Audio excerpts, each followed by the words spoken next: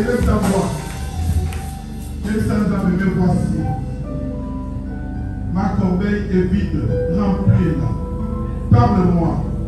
Je besoin de ta parole, car l'homme ne vivra pas de pain seulement. Élève ta voix et bénis le Seigneur. Que le Seigneur te parle ce matin.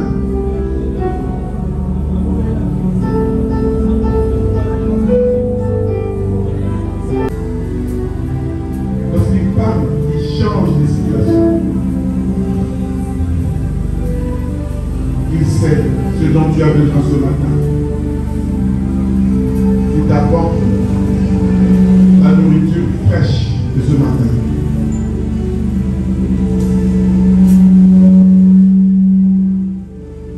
Merci Seigneur pour ta parole, qui est la vérité. Sanctifie-nous par elle et utilise puissamment ton serviteur qui est venu de loin, qui a accepté de venir donner cette parole ce matin parce que tu lui as parlé, afin qu'il nous apporte la parole du moment dans cette église pour l'adoration. Que la gloire te revienne à toi seul. Au nom de Jésus. Amen. Acclamons le Seigneur de gloire. Amen. Ce matin, maman et moi, nous sommes dans la joie. Je pense que vous aussi. Je pense que vous aussi. Un serviteur de Dieu, un homme très humble, qui a accepté de venir apporter la parole ce matin, malgré ses multiples occupations. Il travaille même les dimanches. Et il a dit, je trouve un moment pour venir, maman et moi, communier avec toi sur l'adoration. Et depuis l'autre semaine que je vais venir, il dit, papa, je vais t'appeler. Et il m'a appelé. Parce que Dieu lui a parlé. Acclamons le Seigneur pour cela.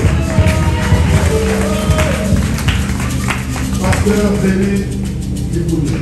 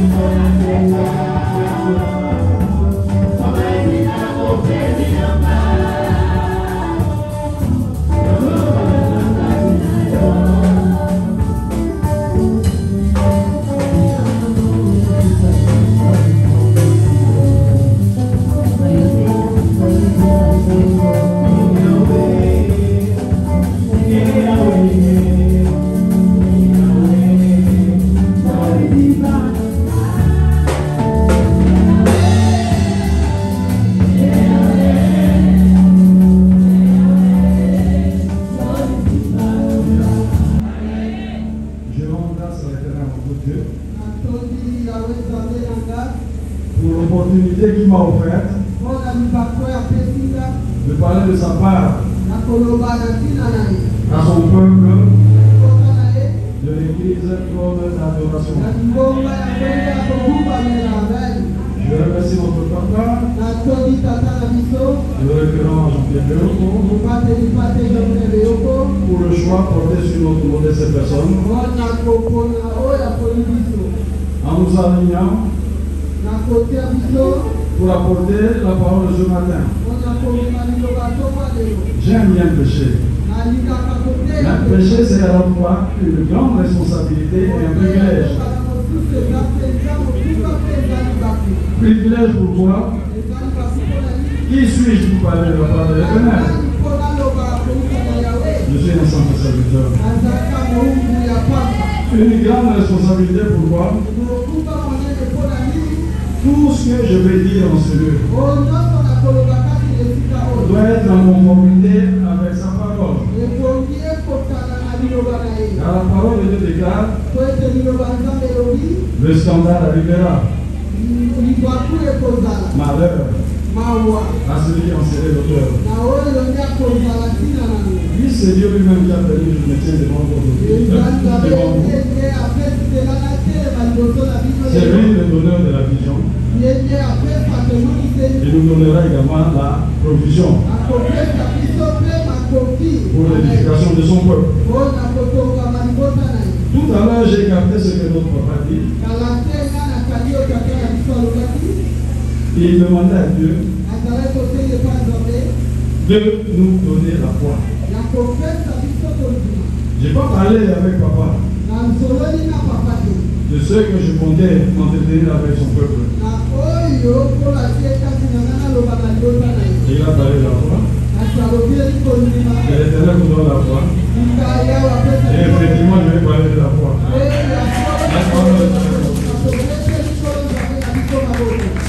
Le thème que je propose de partager avec vous, je l'ai intitulé le regard humain et le regard de la foi. Je l'ai tiré du livre de Genèse au chapitre 13, versets 1 à 15. Je lis au nom de notre Seigneur Jésus. Par respect à la parole de Dieu. Et non de Dieu. Abraham, remontant d'Égypte vers le Négev avec sa femme et tout ce qui lui appartenait. L'autre était avec lui. Abraham était très riche en troupeaux, en argent et en or. Il se rendit par étapes du Négev jusqu'à Bethel, jusqu'à l'endroit où était sa tente au début, entre Bethel et Haïm. Là où se trouvait l'autel qu'il avait fait la première fois, là où Abraham fit appel au nom de l'Éternel. L'autre qui voyageait avec Abraham avait aussi des brebis, des bœufs et des tentes. La région ne suffisait pas pour qu'ils habitent ensemble. En effet, leurs biens étaient si nombreux qu'ils ne pouvaient plus rester ensemble. Et il y eut une dispute entre les bergers des troupeaux d'Abraham et les bergers des troupeaux de Lot. Les Cananéens et les Phérésiens habitaient alors dans le pays. Abraham dit alors qu'il n'y ait donc pas de dispute entre toi et moi, ni entre les bergers et les miens, car nous sommes frères. Tout le pays n'est pas devant toi. Sépare-toi de moi. Si tu vas à gauche, j'irai à droite. Et si tu vas à droite, j'irai à gauche. L'autre leva les yeux et dit que toute la terre du Jourdain est entièrement occupée. Avant que l'Éternel ait depuis Sodome et Gomorrhe, c'était jusqu'à Joab, comme un jardin de l'Éternel, comme Miché. Donc choisi pour lui toute la terre du Jourdain s'est mis en route vers l'Est. C'est ainsi qu'ils se séparèrent l'un de l'autre. Abraham s'installa dans le pays du Canaan, tandis que l'autre s'installait dans les villes de la terre et dressait ses tentes jusqu'à Sodome. Les habitants de Sodome étaient mauvais et péchaient contre l'Éternel. L'Éternel dit à Abraham, après que l'autre se fut séparé de lui, ça il faut le dire, lève les yeux et de l'endroit où tu es, regarde vers le nord et le sud, vers l'ouest, l'est et l'ouest. En effet, tout le pays que tu vois, je te le donnerai à toi ainsi qu'à ta descendance pour toujours. Je rendrai ta descendance pareille à la poussière de la terre, de sorte que si quelqu'un peut compter la poussière de la terre, ta descendance aussi sera comptée. Acclamons la parole de Dieu. Bien aimé, j'ai posé la question suivante. C'est pas moi, c'était plutôt un auteur. J'ai posé la question suivante, disait un auteur à un chef. J'ai posé la question suivante. Disait un auteur. Non, disait un auteur. C'est-à-dire un auteur a posé cette question-là à un chef d'une grande entreprise. Un chef du personnel d'une grande entreprise. Combien de temps vous faut-il pour évaluer un candidat que vous voyez pour la première fois?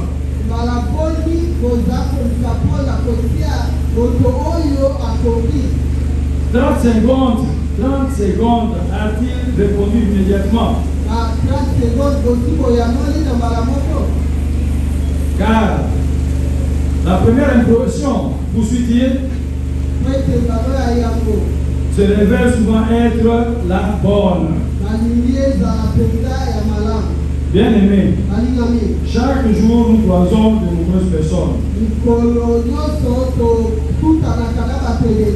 Automatiquement, nous nous faisons une idée de leur personnalité. Un geste, une attitude, un détail vestimentaire laisse une impression. Mais cette impression reste superficielle. Car nous ne savons pas lire dans l'être intérieur. Ça, c'est un des attributs de Dieu. Certaines circonstances de la vie, certains événements nous poussent à orienter notre décision dans un sens ou dans un autre. Certaines personnes s'appuient sur leur connaissance, sur leur capacité intellectuelle ou sur leur connaissance scientifique dans la prise de certaines décisions. Il y a plusieurs exemples dans la Bible qui illustrent ce que je viens de dire. Partons même du texte que je viens de dire tout à l'heure. Il s'agit de l'histoire de deux riches éleveurs. Je disais il s'agissait de l'histoire de deux riches éleveurs qui ont des approches totalement différentes pour conduire leur vie.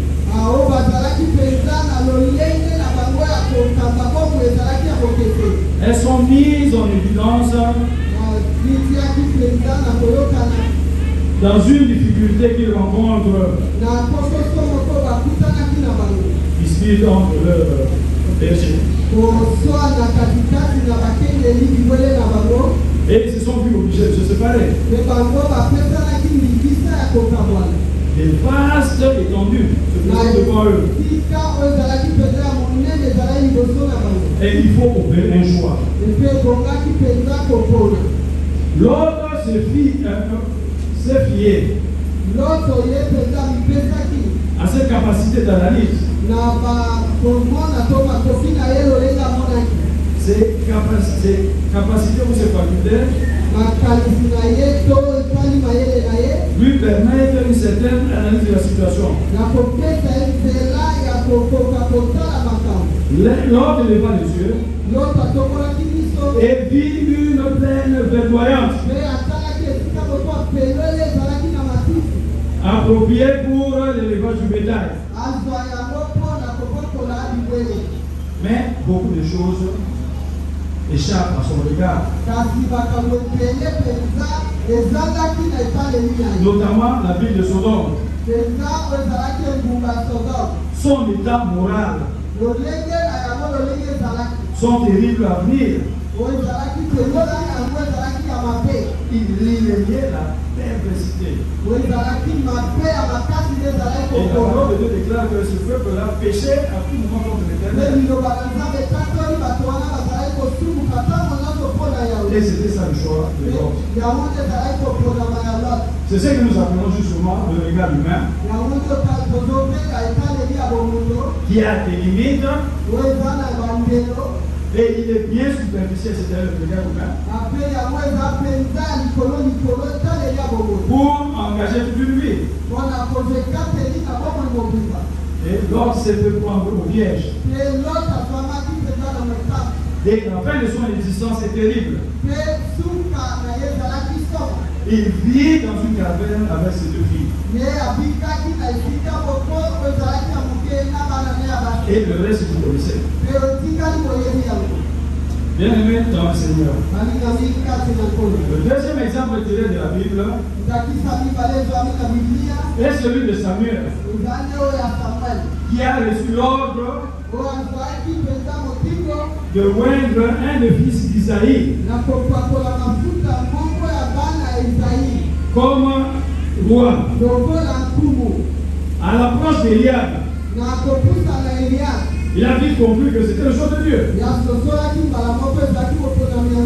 Alors que tel n'était pas le cas. Puis son frère Eliab, c'était un homme ingrat.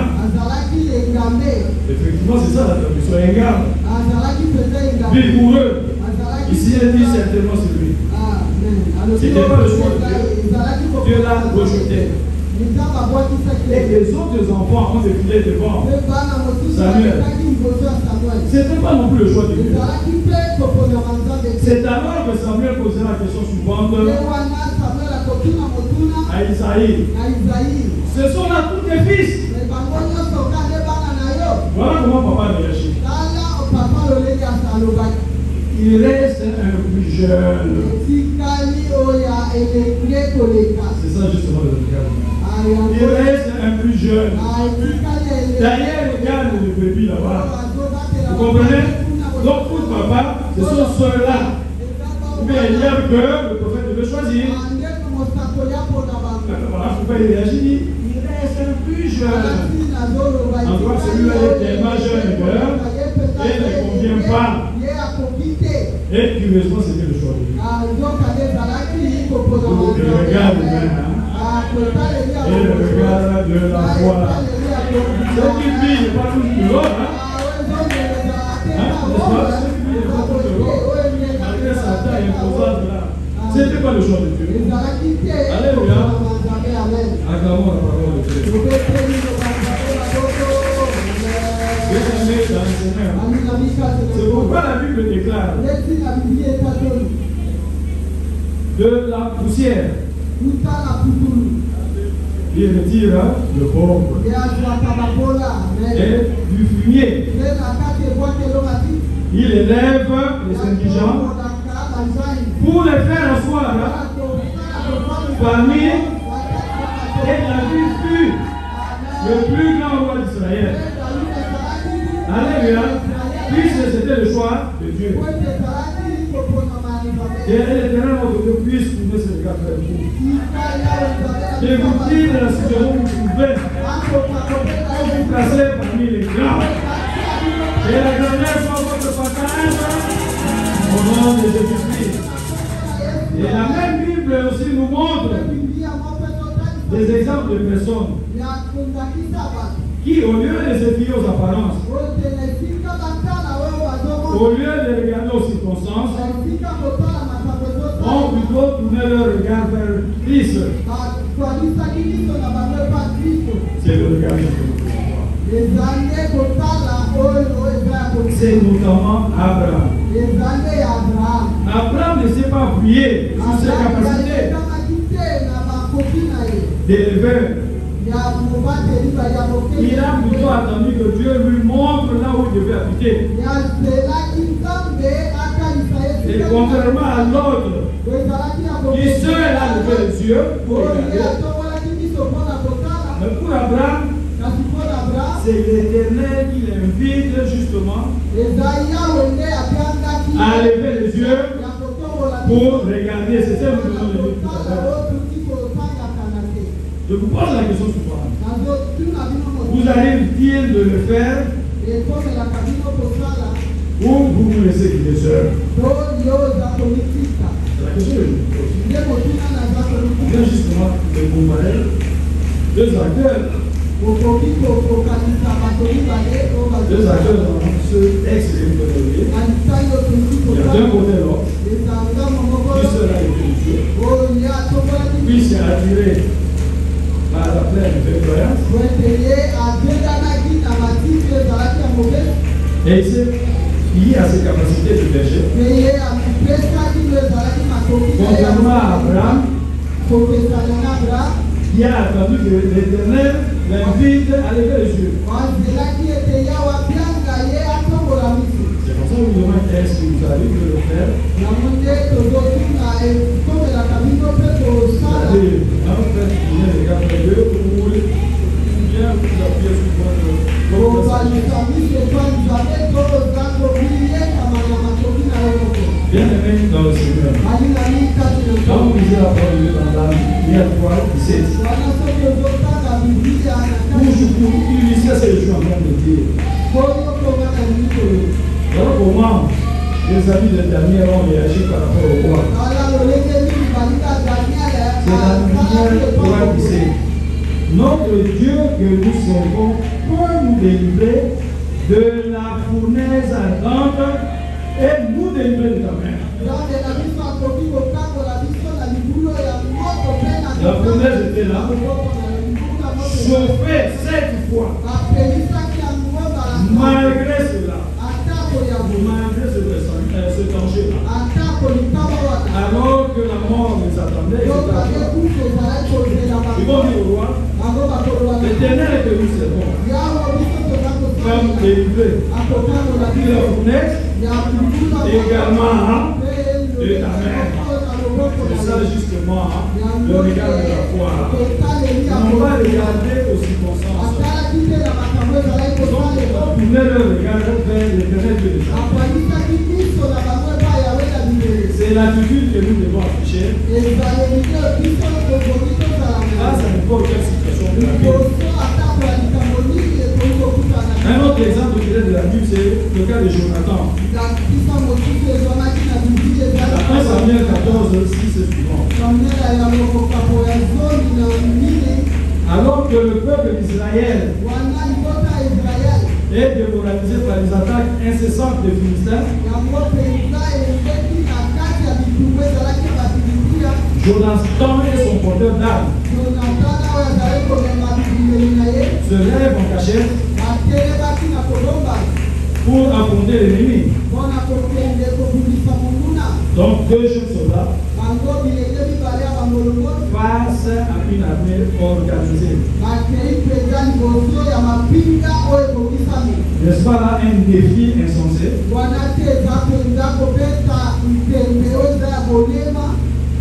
2 jeunes soldats, ils vont quand même. Voilà comment ils réagissent. Écoutons un peu ce suivant. Viens et passons jusqu'au corps de ces incirconcis. Laissant le public de là. Pour l'invitant sa belle-mère, le surveiller le bébé, le temps pour elle d'aller chercher le fait de la grève pour le bébé. N'est-ce pas? Et la belle-mère, une personne âgée, elle a perdu sa vue. En même temps, on continue à couler. La maman vient, elle a trouvé son bébé en train de se noyer par sans se poser de questions, sans chercher à engager une dispute face à sa belle-mère. Juste récupérer le bébé. Il va amener le bébé à l'hôpital. Les médecins vont recevoir le bébé. En même temps, elle est restée dehors là, en train d'invoquer le gouvernement social, en train de prier. Alors finalement, les bébés sont sortis pour l'inviter à se taire puisqu'il dérangeait les autres malades. Plus on demandait de se taire, plus elle priait davantage. En même temps, ils sont sortis de maman, le petit garçon qui vient. Moi, à ça, elle n'a pas regardé aux circonstances. Elle n'a pas tenu compte de la vie des médecins, des infirmiers. Puisqu'on lui demandait de se taire à l'instar de Bartimée, elle continuait à crier. Tout à bout. Notre Dieu, c'est le Dieu de tout à bout. Tout à bout, l'enfant a toussé. Elle a renvoyé l'eau. Toute l'eau qui l'empêchait justement de respirer. Et l'enfant a été tiré du marché. voix et le regard humain. Pour les médecins, c'était une cause perdue. Pour cette dame-là, on va regarder aussi comme ça. On a tourné, elle a levé ce regard vers Dieu.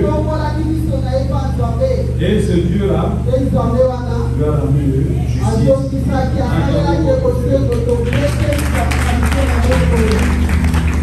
Je disais que humainement la défaite était inévitable.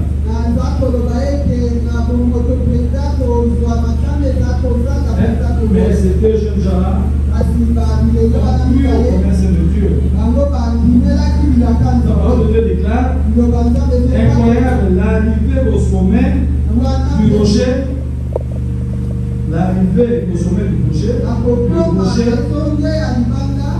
provoqua l'épouvante du côté des Philistins.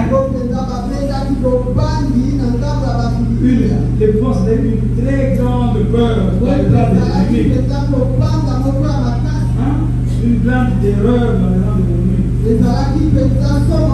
Alors que c'était un grand monde, une épouvante totale, vous connaissez le reste de l'histoire. Alors, quand vous disiez dans 1 Samuel 14, 20,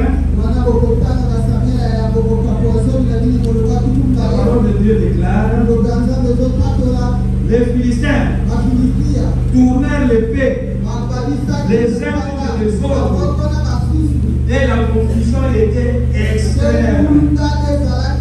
Et la confusion soit dans le camp de nos ennemis. Et nos ennemis se tournent plutôt leur épée les uns envers les autres. Et que la terreur soit le partage de nos ennemis. Avec l'amour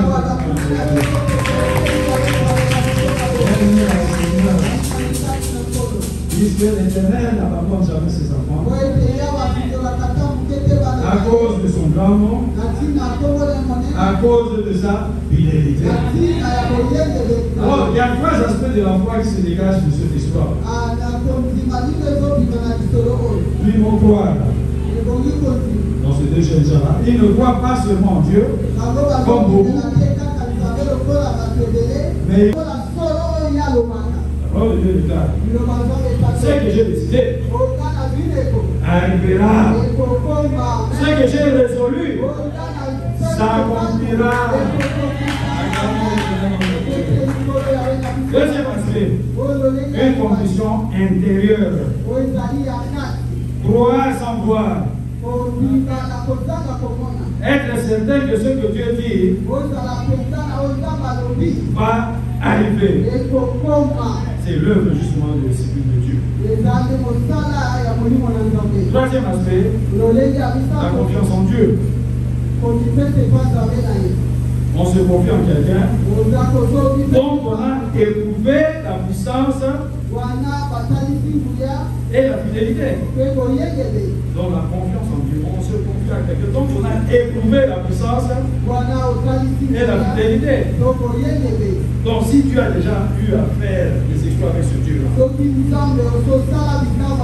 tu as vécu sa puissance, tu auras désormais confiance en lui.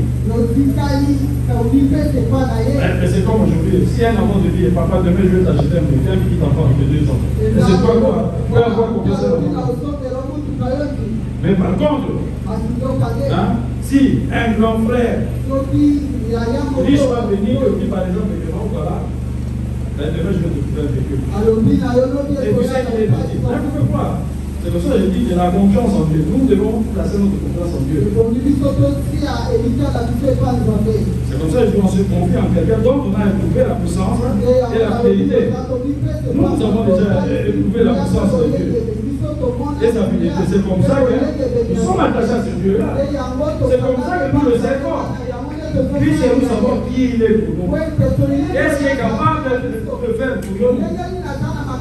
Voilà pourquoi je vous invite à continuer à faire confiance à ce Dieu. Quelle que soit la saison de vous traversez,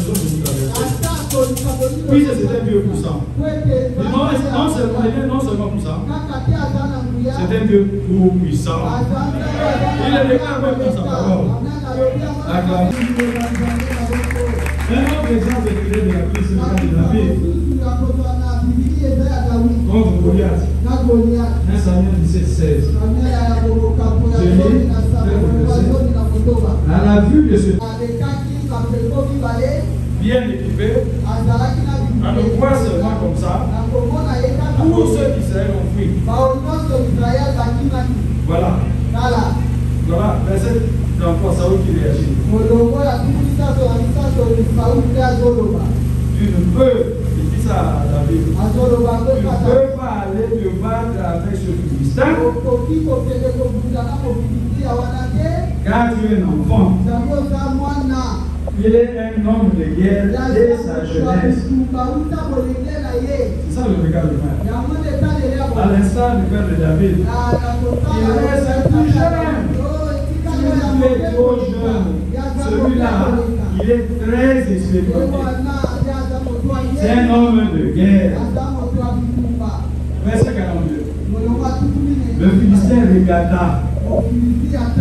Lorsqu'il a aperçu David, il le méprisa. Le voyant avec un enfant. C'est un enfant, ces gens peuvent se tenir devant moi. Là, c'est cet enfant-là qui peut tenir devant moi.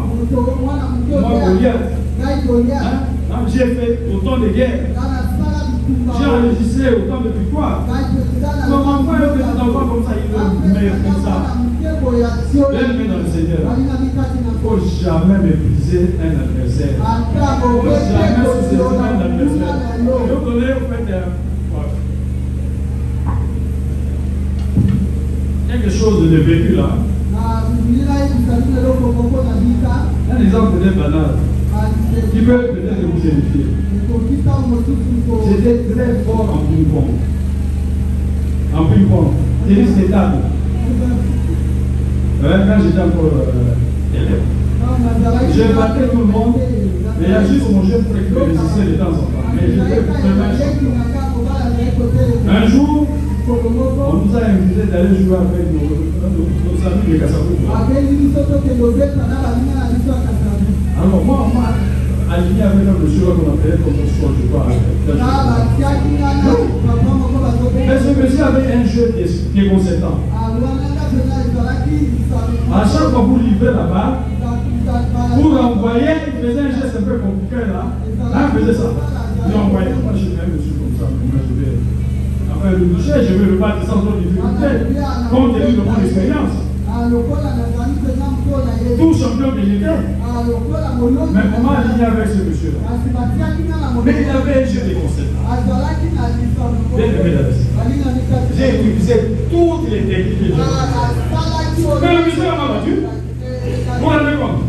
Un exemple banal. Il ne faut jamais sous-estimer. Comme c'est pas le problème. La vie, c'est un chien. Alléluia. Acclamons l'éternel.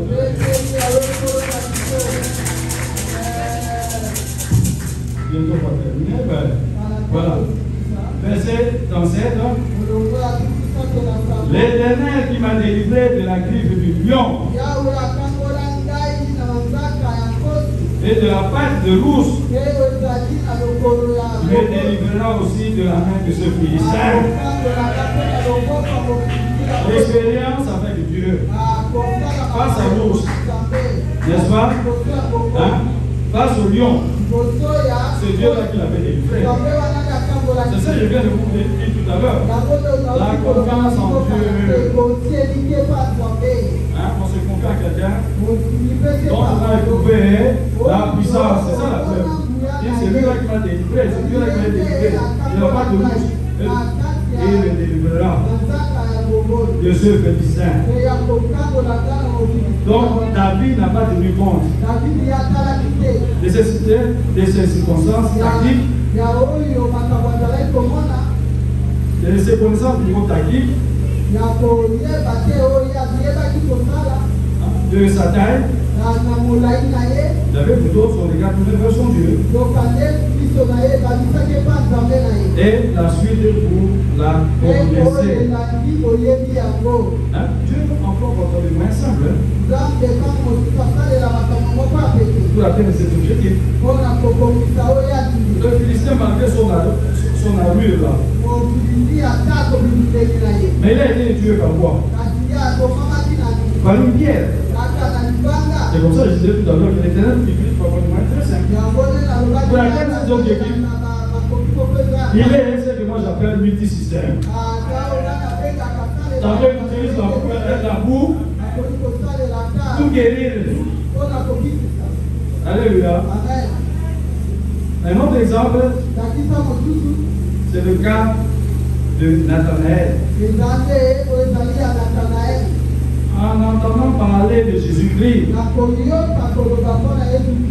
pour la première fois, Nathanaël pourtant, un vrai Israélite, a dit, peut-il venir quelque chose de bien de Nathanaël et de Nazareth? Il connaissait Nazareth, c'est lui même. Mais il sortit quelque chose de valable de Nazareth. Il a reconnu rapidement son erreur d'appréciation. Quand Jésus lui a parlé, il dit que quand vous te trouvez sous le figuier là, donc il a changé de et il a fait cette magnifique déclaration. Rabbi, tu es le Fils de Dieu. Tu es le roi d'Israël.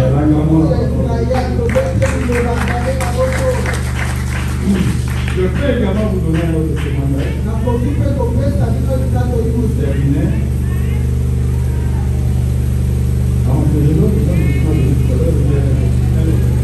Bon, un autre.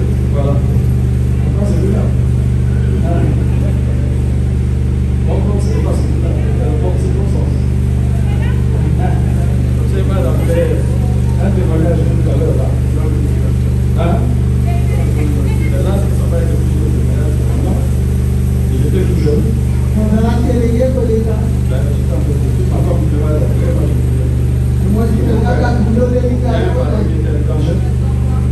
un parent qui était étranger, on lui a plus souvent le Seigneur. Et moi je disais, il y a un jour au second, on est là, n'est-ce pas? Aujourd'hui, on verra également les honneurs. C'est un parent que j'ai vu. On nous appelle les honneurs. C'est un jour aussi. On va l'appeler les honneurs. Comme aujourd'hui, nous allons aussi. N'est-ce pas, ce Dieu l'aime le mieux? Alors, le dernier témoignage. Il y avait un pasteur qui était dans une famille. À côté, il y avait une fête. Il y avait une fête. Mais dans cette fête-là, il y avait un officier supérieur. Hein? Quelques temps après, cet officier-là va figurer une église. Il est tombé, il commence à s'agiter dans tous les sens. Premier réflexe, on devait l'amener à l'hôpital. Le pasteur qui était à côté, il voit quelqu'un surgir dans la parcelle. Papa passer, c'est un défi, hein? Face à un officier qui vient de tomber, le pasteur dit, mais pourquoi ces gens savent que moi je suis passé?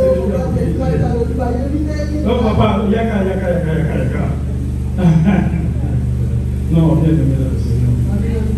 Il n'a pas de cadeau circonstancié. Il dit, allez, j'y vais. Avec la force que j'ai, à l'instar de. Vous vous souvenez de ce vaillant héros là? À l'instar de Gédéon, à qui Dieu avait dit, va avec la force que tu as là. Il est allé. Il a vu. La situation était vraiment assez inquiétante. C'était un tour double. Ou bien il meurt, ou bien au fait un miracle s'opère. Et le passé se retrouve dans cette situation-là. Et il n'a pas regardé aussi. Il a invoqué la puissance en haut. Il a invoqué la puissance en haut. À l'instant d'Abraham, il a invoqué la puissance en haut. Il a prié, il a invoqué la puissance en haut. Puis plus il priait, plus les agitations se calmaient. Et finalement, le monsieur a repris sa conscience. Acclamons, acclamons.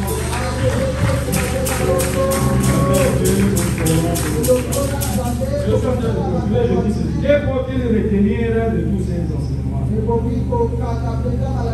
Il nous arrive souvent de nous retrouver devant un problème de choix, d'appréciation. Que faut-il faire? Quelles que soient les circonstances, c'est une recommandation. Quelle que soit la nature du problème qui nous dérange, ayons nos regards tournés vers Christ, de peur d'opérer un mauvais choix. Car le regard du Christ, c'est le regard de la foi, guidé par le Saint-Esprit. Éviter dans le choix afin de se fier uniquement aux apparences,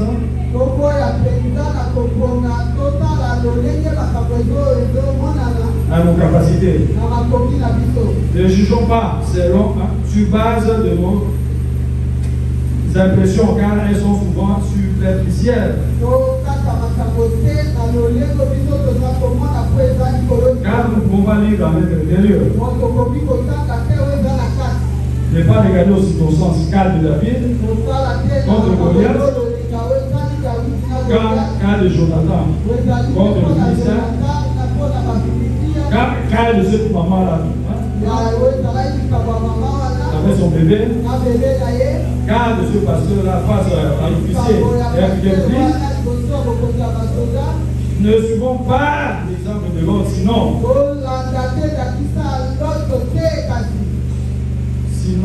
vous connaîtrez à terme difficultés et impasses. Et si au contraire nous imitons Abraham, David, Jonathan, nous goûterons la parole de Jésus-Christ,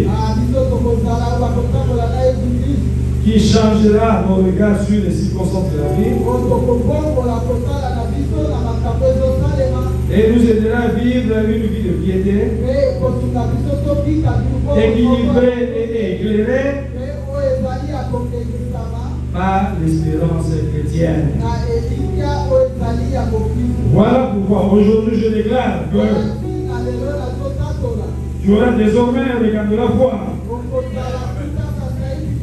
Tu ne vas plus t'inquiéter de ton avenir car Dieu est avec toi. Tu vas vaincre le Goliath de ta vie. Tu n'auras plus peur des événements ou des circonstances mauvaises. Car Dieu sera toujours avec toi. Car notre Dieu sera fidèle. Que le Saint-Esprit ouvre les yeux pour avoir la messe, pour voir la messe céleste qui t'entoure et qui t'accompagne et qui te garde tel que mentionné dans 2 Rois 6, 16 et 17. Je cite, ne crains point, car ceux qui sont avec toi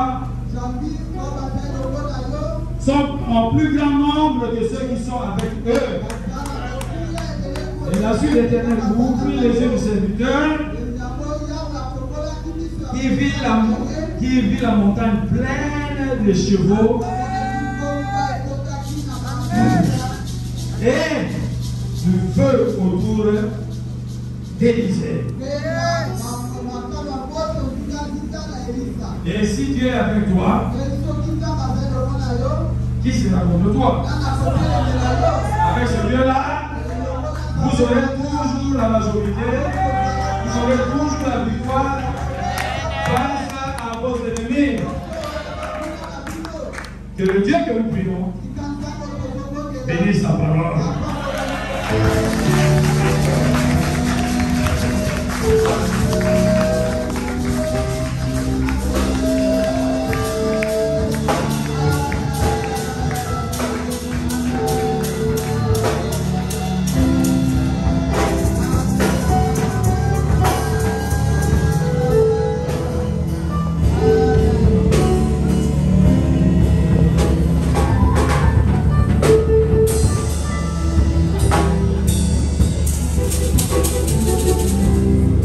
Amen.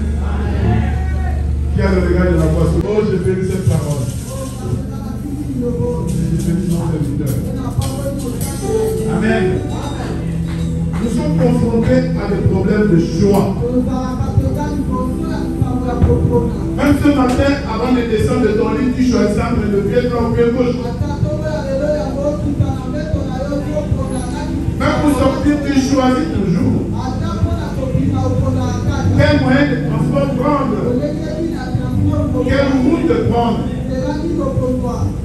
Le regard humain est souvent trompeur. C'est ça la base de cette parole. Mais le regard de la foi, la foi en Jésus-Christ, c'est celui qui a dit tout est accompli. Si tu as le regard fixé sur Jésus, tu vivras une vie de victoire. Ce matin, ne crains rien. Ne crains pas tes ennemis qui sont nombreux. Ne crains pas tes Goliaths. Ne crains même pas la mort. Comme l'exemple de cette dame. Plus on empêchait de crier, elle criait plus fort. Ce matin, celui qui est en toi est plus grand, qui est plus fort que celui qui est dans le monde. Alors réjouis-toi d'être du bon côté. Nous sommes du bon côté. Et la chorale avec une pratique de foi. Et nous mettons les mots pour chanter. Et nous allons prier.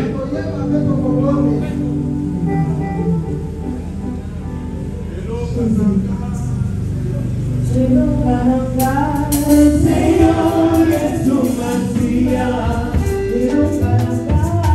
Señor Maranatame, Natalelio, Yesu Elokananga, Natalelio, Yesu Elokananga, Señor es tu Mesías.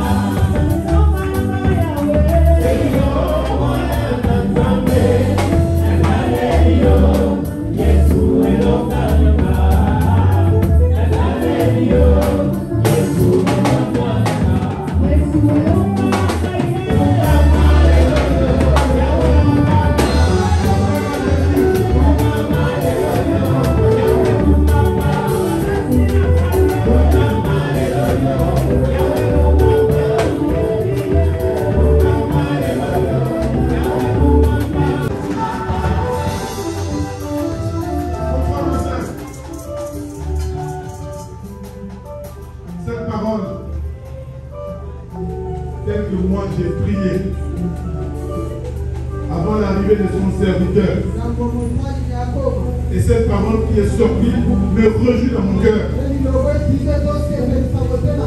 Parce que nous avons souvent des regards humains. Nous regardons à nos impossibilités, à nos incapacités. Nous voyons que les choses ne peuvent pas marcher. Nous voyons que les choses n'avancent pas. Nous manquons de tout. Nous regardons la situation difficile que nous traversons. Mais cette parole qui est venue ce matin, Dieu te montre son amour. Fixe ton regard vers lui. Le regard de la foi change tout. Nous élevons nos voix d'abord pour remercier Dieu pour cette parole. Ensuite, que Dieu nous donne le regard de la foi. Qui est divin en nous, le regard humain. Qui détruit notre corps. Qui détruit notre cœur. Et le regard humain en nous allait même la foi. Donc voilà, vous pouvez remercier dans la Novaleno. Et puis c'est maintenant après ça, l'homme Christo. Il y a continue. Le bon délire.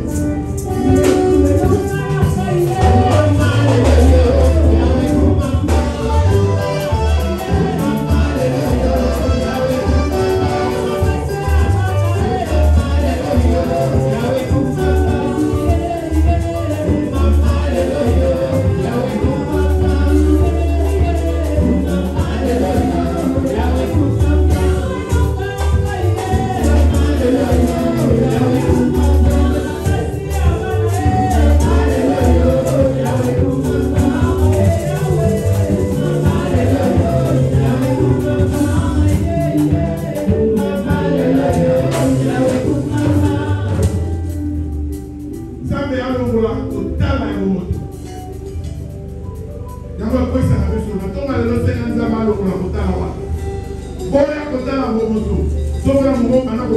nom de Jésus.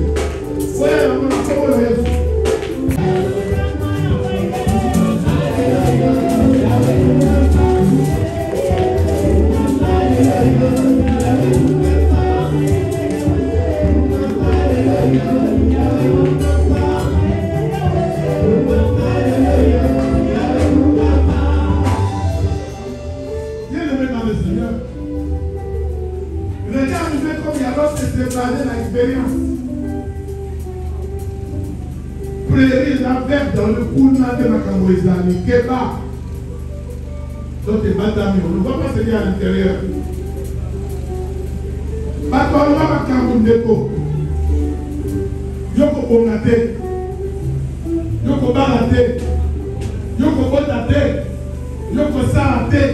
Ozoyamo, Latayamo. Regarde comment par rapport à ces paroles. On a la passe au Bobikate. Attends-moi les lots. Comme l'homme de Dieu a dit, il prend le pauvre et l'indigent, il est là pour le faire asseoir avec les grands. Maintenant, peut déclarer dans ton malheur, n'a pas de bonga, n'a pas de sala, n'a pas de kika. Quel est ton problème? Déclare le système au nom de Jésus.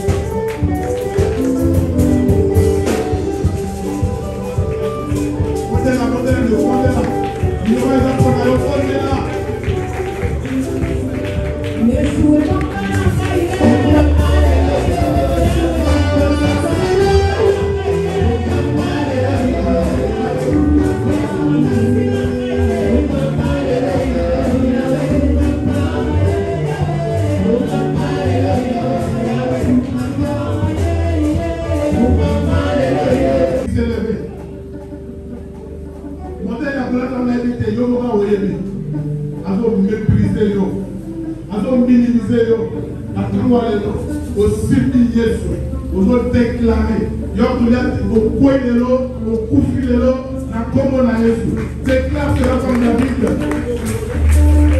Parce que tu as confiance dans ce Dieu-là. Tu as l'expérience avec ce Dieu.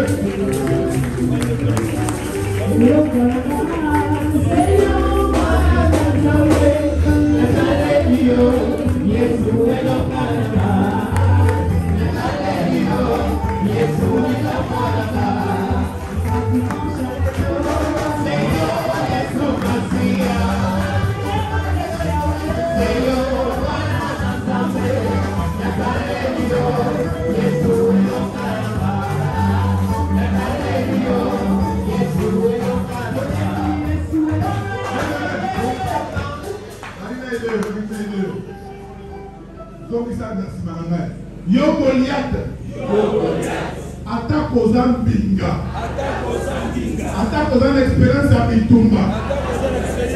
Lélo, la victoire appartient à l'Éternel. Namukoma Lélo, il n'y aura pas Bimi, Nato Katamutu. Ils sont allés sur Lélo. Alors que déclarons la faute à la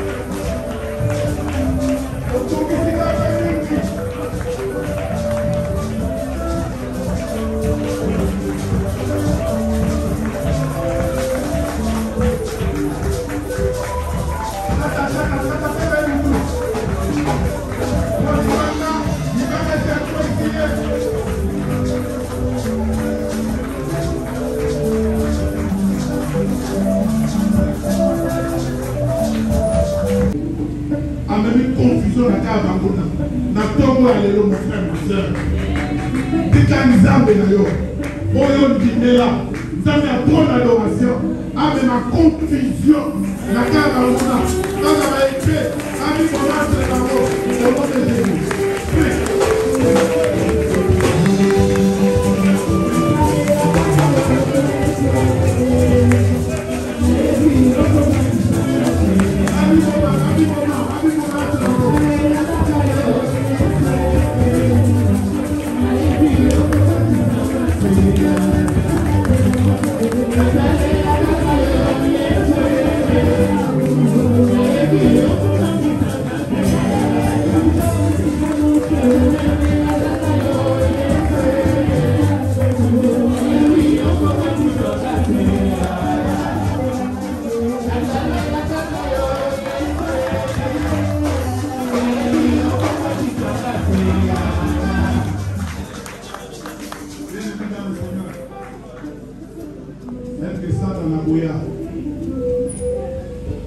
Naluba, Wakosayo, Atomo Lelo, Makoi Nayo, Ezo Kangama, Konakoyo Kama Kabo ya Satana, Makama Lokuta, le Matoi Nayo Fungwama, Nayo Tani Makama Lola, Oza Malo, Wasoro Belaya Kondima, Natomo Lelo, Zanga Kondima, Zanga Kondima, Kenzabe Kasasani, Tobele Sikoyo, Molimo Mosanto, à autant que Sabiso. Invoquons le Saint-Esprit, attends que Sabiso d'abord mon abisso au nom de Jésus. Parce qu'il vient là pour glorifier Jésus. Invoque le Saint-Esprit. Nous nous sommes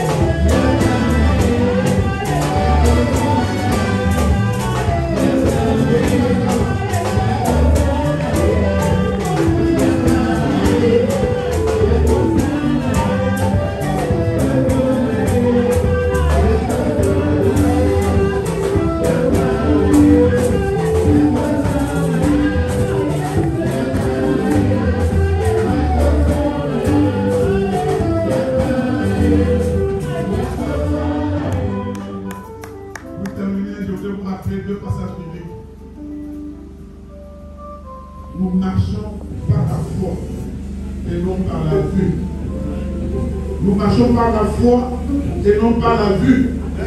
Parce que nous regardons, nous ne regardons pas aux choses visibles, mais nous regardons aux choses invisibles. Même si ce corps mortel, même si ce corps se perd dans la maladie, même si ce corps qui ne se voit, mais nous avons les yeux fixés sur la croix. Nous regardons aux choses invisibles. Et avec ces choses invisibles, nous aurons toujours la victoire. Parce que c'est lui qui dit les choses est toujours vrai. Ce qui dit s'accomplira. J'ai pris la résolution d'accomplir. Qui s'y opposera? Personne. Ce que Dieu t'a dit, tu le vivras. Deuxième parole biblique que je te rappelle.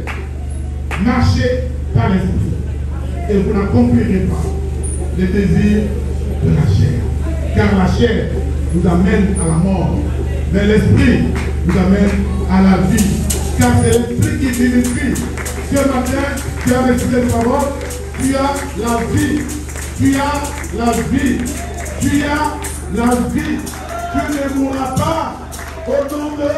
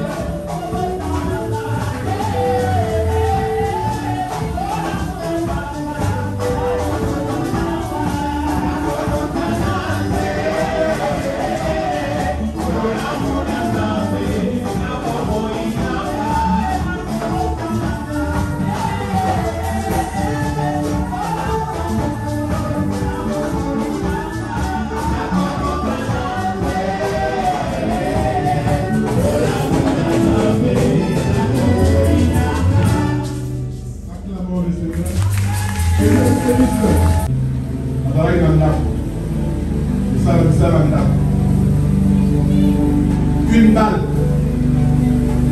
Et qui se voit payer et protailler la boucle. Lingazawana, elle a une balle dans sa tête. Le médecin tout fait. Ici, pas moyen. Mais l'État congolais a résolu de l'envoyer à l'étranger. Pour n'a pas coopéré, ça fait quand même quelques temps. Ça fait combien de temps? 2 ans et demi. 2 ans et demi qu'elle a la balle dans la tête. Tout ce que Mawayanzame. On a moins la pause. Dans la salle des câbles. Tout le monde nouveau. C'est un Mawayanzame. On a moins installé la main. Par ordre et l'envoi. La foi. La perfection continue. Le regard de la foi. Pour témoignage et ça.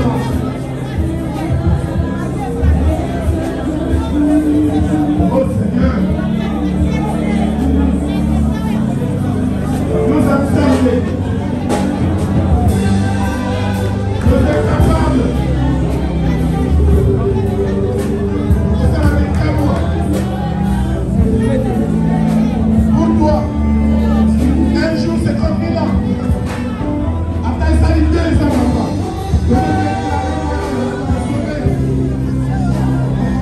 Dieu me donne du salut. À la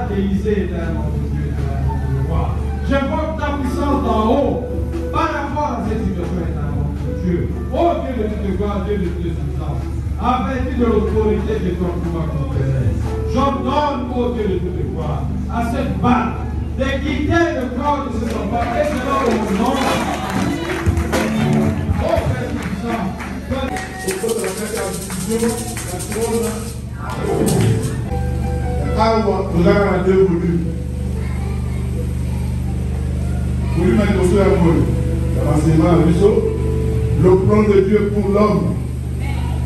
La mole, c'est-à-dire mercredi 5 et jeudi 6. Comme ça, la synthèse est mêlée. Pour nous comprendre, l'enseignant va vous apporter ça par détail. Comme nous voici ici, volume 1, à l'église de la délivrance.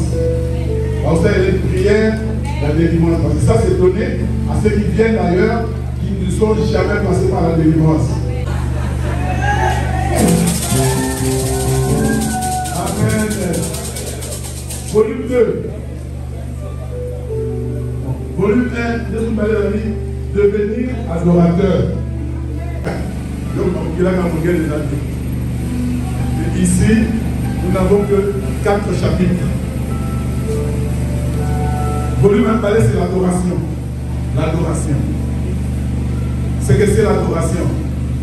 Pour ceux qui sont déjà passés par la délivrance, ceux qui servent déjà le Seigneur, mais qui n'ont pas encore maîtrisé ce que c'est l'adoration, selon la vision de cette église. Parce que l'adoration, parce que j'ai appelé sur l'adoration.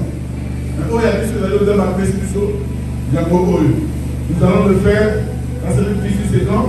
Mercredi 12 et jeudi 13. Voilà. Ici, nous n'avons que 4 chapitres aussi. 4 chapitres. Bon, attendons dans le chapitre. Le plan de Dieu pour l'homme, volume 1, chapitre 1. La condition de l'homme avant et après la chute. Chapitre 2. L'appel de Dieu. On ne vient pas chez Dieu comme ça, il y a un appel. Il faut savoir répondre. Troisième chapitre, la nouveauté de vie en Jésus-Christ. C'est là pour la justification, la nouvelle naissance et la sanctification. Chapitre 4, comment grandir spirituellement et vivre une vie comblée. Sur le passage de l'adoration, c'est le deuxième volume. Là, nous parlons dans le premier chapitre. Après l'introduction générale, nous parlons d'avoir une relation personnelle et authentique avec le Saint-Esprit.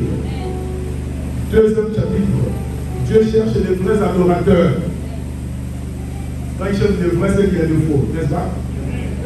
Adore le pas vrai. Soit adore le c'est pas vrai, troisième chapitre, les motifs d'adoration. Nous avons des motifs d'adorer Dieu. Quels sont ces motifs?